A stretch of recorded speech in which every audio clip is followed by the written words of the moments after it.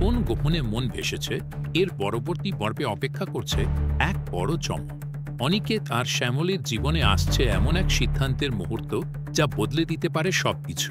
অনিকেত হঠাৎই শ্যামলীকে বলে, আমার গাড়িটার তো আমি পুরো শোধ করে ফেলেছি, এক কাজ করি, গাড়িটা বিক্রি করে দিই। এই কথা শুনে শ্যামলী চোখ বড় বড় করে তাকিয়ে বলে, তোমার শখের গাড়িটা বিক্রি করে দেবে? অনিকেত একটু থেমে শান্ত গলায় বলে, হ্যাঁ শ্যামলী, অনেক স্বপ্ন ছিল এই গাড়ি নিয়ে, কিন্তু তার চেয়ে বড় স্বপ্ন তো আমাদের ভবিষ্যৎ। ওটা বিক্রি করে যে টাকা পাবো সেটা দিয়ে ব্যবসাটা আবার শুরু করতে চাই। তুমি না করো না প্লিজ? শ্যামলীর মুখে তখন মিশ্র অনুভূতি, অবাক, কষ্ট আর ভালোবাসা। সে কিছু বলতে গিয়েও থেমে যায়। এভাবেই অনিকেতের আত্মত্যাগ, শ্যামলীর চিন্তা আর তাদের সম্পর্কের বন্ধন সামনে নিয়ে আসে এক নতুন মোড়।